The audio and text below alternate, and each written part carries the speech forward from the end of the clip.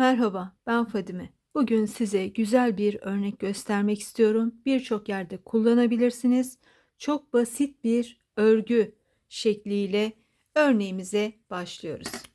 20 tane ilmek yaptım ve ben elimde olan akrilik bir beyaz iple göstereceğim size. Her ipte olur. Şu an 4 numara ile örüyorum. Ama elinizin sıkılığına, gevşekliğine bağlı, ipinizin kalınlığına, inceliğine veya bu örgüyü nasıl değerlendirmek istiyor oluşuna bağlı olarak istediğiniz şekilde ip, şiş kullanabilirsiniz.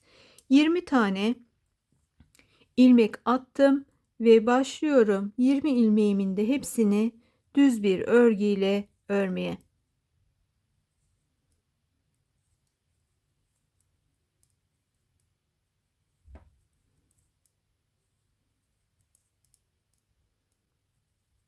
Hızlandır.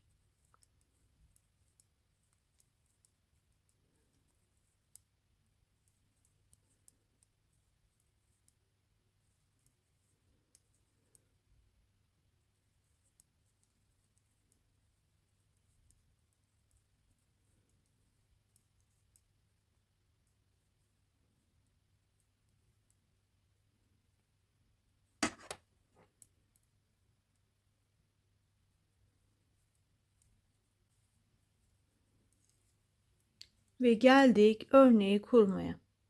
Şimdi 20 tane ilmeğimi de düz bir şekilde ördüm. Örgümün şu an tersi gibi gözüküyor ama örneği buraya kuracağımız için burası bizim örgümüzün düz tarafı olacak. Şimdi başlıyoruz efendim. İlk ilmeğimi düz alıyorum. Sonra ikinci ilmeğimin arkasından şişimle girdim. Çoklu arttırma yapıyormuş gibi. Şişime ipimi attım ve bir ilmek çıkarttım ve sonra döndüm, öndeki ilmeği ördüm. Şurada tekrar giriyorum.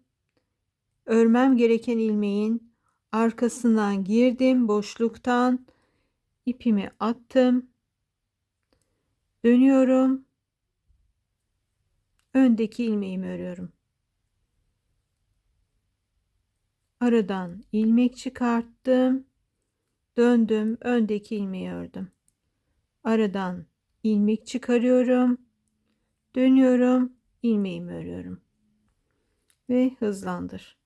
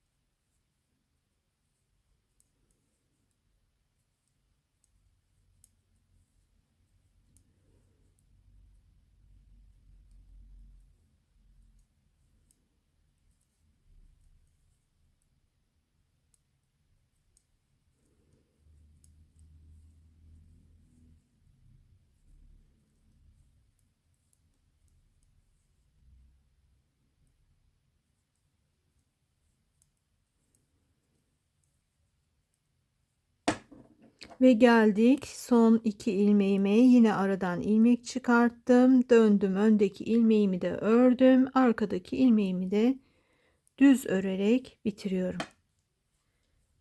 Arkadan ilmek çıkartmadım, dümdüz ördüm. Şimdi burada tersini görüyorsunuz ve düzünü de şöyle yaklaştırarak göstereyim.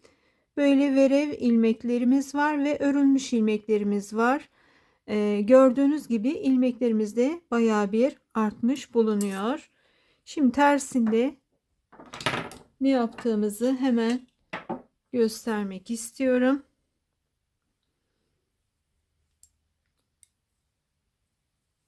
Tersinden girdim ilmeğime ve tek aldım örmeden.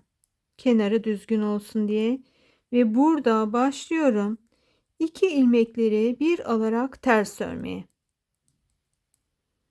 Hem arada arttırdığım ilmeğimi hem de önde dönüp tekrar ördüğüm ilmeğimi ikisini bir alarak teke indiriyorum. Böylece 20 ilmek sayıma yeniden ulaşacağım.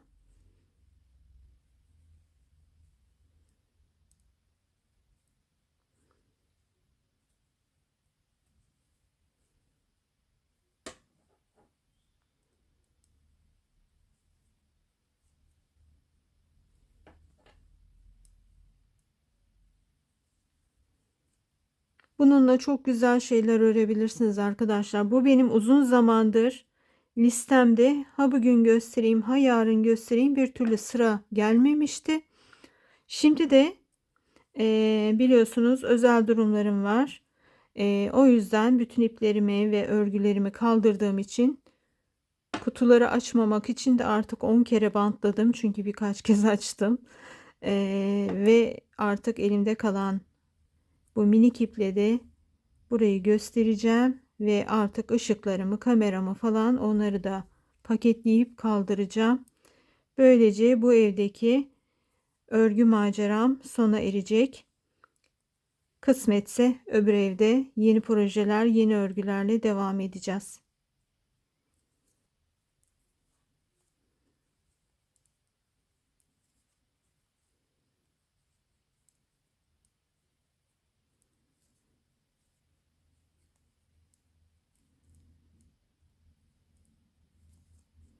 Baştakileri ve sondakileri tek aldığım için görüyorsunuz, baştaki yine tek geldi.